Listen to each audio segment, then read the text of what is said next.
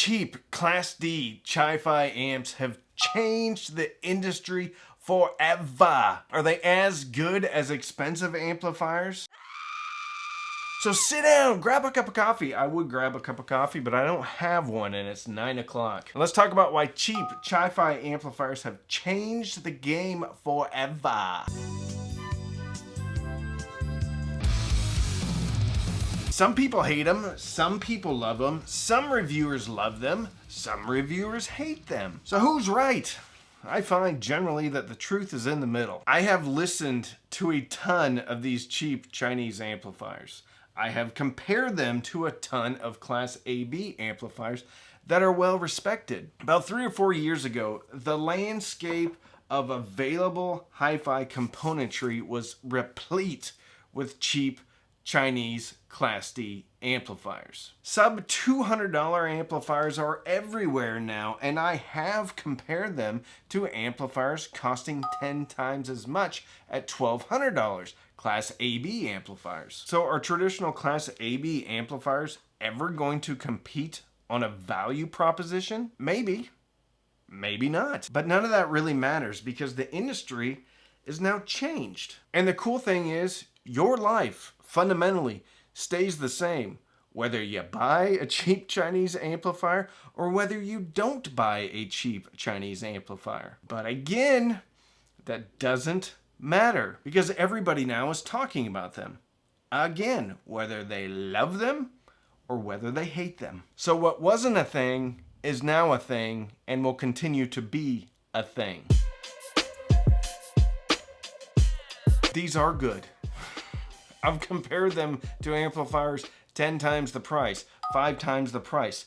They are good, some of them, but you gotta watch till the end because they aren't all created equal. I just did a review, a comparison between the Fozzy Audio V3 mono amplifiers versus a $1,200 Class AB amplifier from Aperion and a $400, I think, amplifier from Monoprice, which is also Class AB, which is also crazy value. And under a certain SPL, all driving the same speakers, which I believe was the Emotiva XB2s, they all sounded great. They sounded different, but the all-in $300 amplifiers from Fozzy Audio went blow for blow with both the Monoprice and the $1,200 Aperion amplifier. I think the last 5% of power may be the biggest differentiation, but for most speakers in most rooms with most applications, sometimes I actually preferred the Fozzy Audio V3 monos. But I think the biggest problem is perception of all of these Chi-Fi amps and performance. So even a year or 2 years ago, Class D amplifiers from China were kind of like throwing spaghetti against the wall. And I think personally, and this is pure conjecture on my part, that every once in a while they got lucky. A bunch of chips were being used. Infineon chips, Texas Instrument chips. But the one chip that kind of set itself apart from the rest was the Texas Instruments 3255. One of the reasons is because of the power that it can put out. Up to a lot of watts depending upon the power supply that you use. And Fozzy Audio used that in the TB10D. Again though, I don't know if they intended to do it. There's other products like the SMSL SU1. This is a DAC, digital to analog converter, which uses the AKM 4493S chipset. There's other DACs that use the same 4493S chipset that are actually more expensive. I find that the SU1 performs better. I don't think that was on purpose. I think they got lucky. And a Major League ball player that strikes out 2 out of every 3 times is in the Hall of Fame if he's batting .333. So just like a broke watch is right twice a day, sometimes they get it right because they just put out so many different products. With them getting it right, other manufacturers followed. Fozzy Audio really doubled down on the 3255 chipset. Weem also uses the 3255 chipset. Those amps sound really good.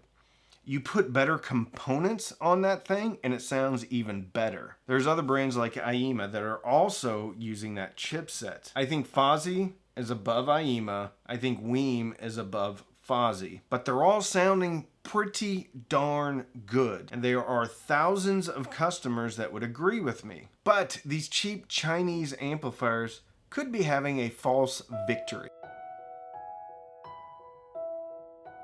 So there's a few gotchas with these Class D amplifiers. Number one is high SPL listening. I think if you like to listen, and you're crazy if you do so, consistently above 85 dB in a larger room, these Class D amplifiers, and I'm painting with broad strokes right here because not all of them do this, start to fall apart. Compared to some even moderately rated amplifiers like the Yamaha AS301, like the Cambridge AXA 25 and even 35, the Rotel A11 Mark II, they're all rated fairly conservatively, and they are all Class AB amplifiers, and I think those amplifiers handle SPL levels above 85 better. You also have QC controls. I think that has gotten way better, especially with Fozzy Audio and especially with Weem. Customer service has also been an item of contention for many customers that have bought and had issues with these amplifiers. Anecdotally, I know that Fozzy Audio takes customer service very seriously, and I don't know of anybody that's had problems with Weem that hasn't gotten a very quick resolution. And now with Weem having US distribution through places like Crutchfield, I think the QC argument for Weem is off the table at this point. Frankly, I haven't heard really any issues with IEMA either. Hi-Fi-Man jumps off the table. It's a Chinese headphone manufacturer. 2-3 years ago, people were talking about the quality control issues on Hi-Fi-Mans. I don't think that's as much of an issue anymore. But on the internet, if things are repeated often enough and loudly enough, they become fact. Would I say that the QC at Fozzy is as good as the QC at Rotel or at Cambridge Audio, which are also made in China? No, I think they're made in China. I'm sure if they're not, that'll be in the comments. The other false victory for these products come from the massive amounts of products released. At some point, the customer is confused.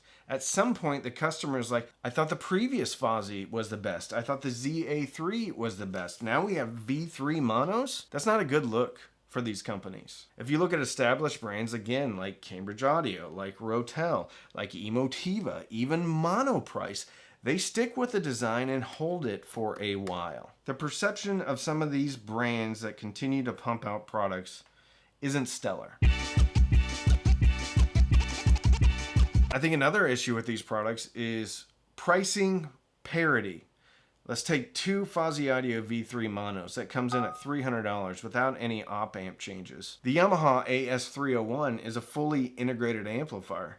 I don't think it sounds as good as a pair of Fozzy Audio V3s, but it's at $350. You have a Monoprice Class AB amplifier that is a very traditional amplifier. It comes in, I think, around $300 too, depending upon if it's on sale or not. So for most consumers, if they're in that $300 price point, you got Cambridge Audio AXA 25, you have the Yamaha AS301, you have this Monoprice coming in between $300 and $400. So the oh my goodness, I'm getting a huge value proposition is kind of off the table. The chase for perfect measurements is also an issue with some of these Chinese amplifiers.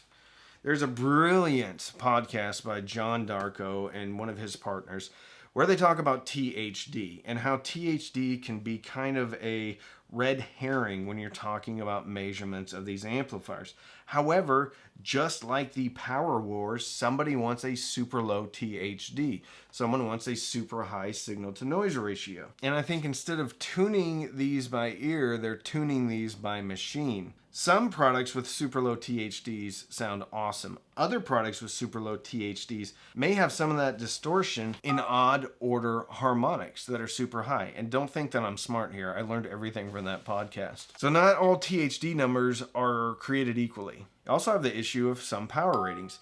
In a dynamic power test, so a full range 20 hertz up to 20,000 hertz, some of these amplifiers, a lot of these amplifiers, are not getting anywhere close to their rated specifications. Now, to be fair, I think they're saying that this is like a 1 kilohertz test tone power rating. But I think it's safe to say that these amps don't put out their rated power specifications at full range. In my experience, that doesn't really matter. I drove speakers to a louder level than I would ever listen to for a long period of time with these amps. I wish, personally, they would just rate them at what they are, because even if they're only 50 watts into 8 ohms, that's still a ton of power that drives most speakers. So what does this all mean? Well, it means that we win. The customers win. We all win. The industry wins. Because like it or not, everybody is talking about these amps. ASR is talking about these amps. YouTube reviewers, YouTube hi-fi channels are talking about these amps. Customers are talking about these amps. The only people not really talking about these amps are the traditional Class AB amplifier manufacturers. But we can't ignore them anymore. They are here to stay, and they are getting better.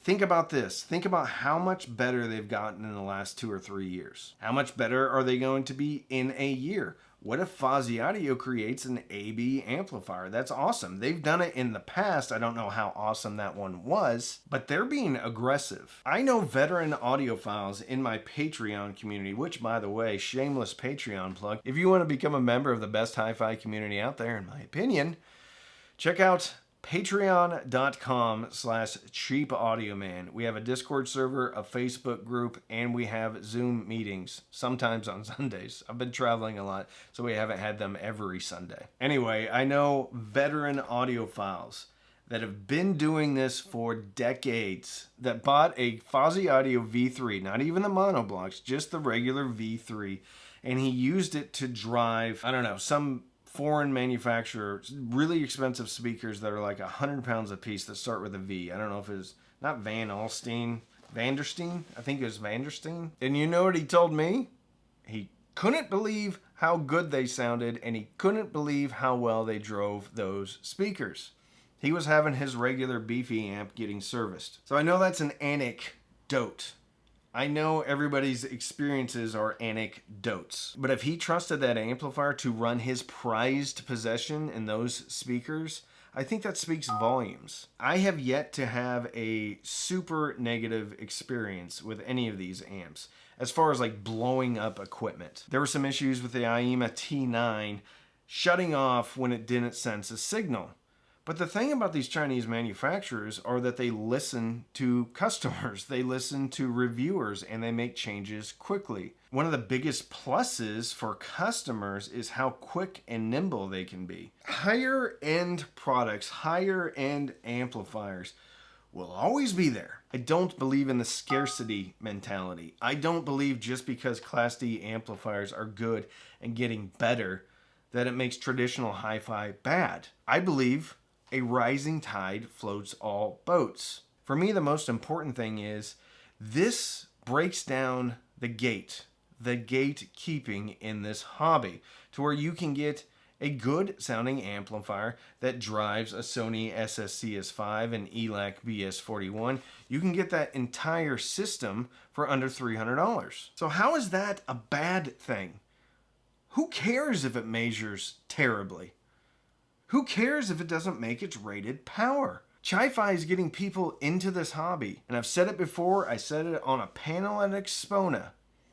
If it gets more people into this hobby, some people will stop there. Most people, I would argue, are going to continue to climb up the hi-fi chain. They may start with Chi-Fi, but they're probably going to end up with a traditional component from a traditional company, or at least a company that has decades of street cred. So I don't get what all the fuss is about. And maybe I'm just making up the fuss. Maybe I'm listening to the vocal minority in my comments, because it seems like the squeaky wheel always gets the attention. Even though it's less than probably 5% of my comments, and probably 0.5% of the total views on a video that I make. So I don't think anybody needs to be threatened by Chi-Fi. Frankly, we should be doing backflips that is getting more people into this hobby, which is going to sustain the larger, more established brands for longer. And if anything, it's going to make them better. And that's all I really have to say about that. If you want to check out my favorite amplifiers, which includes some Chi-Fi amplifiers, it includes amplifiers from established brands, check out this video right here. Thank you so much for watching.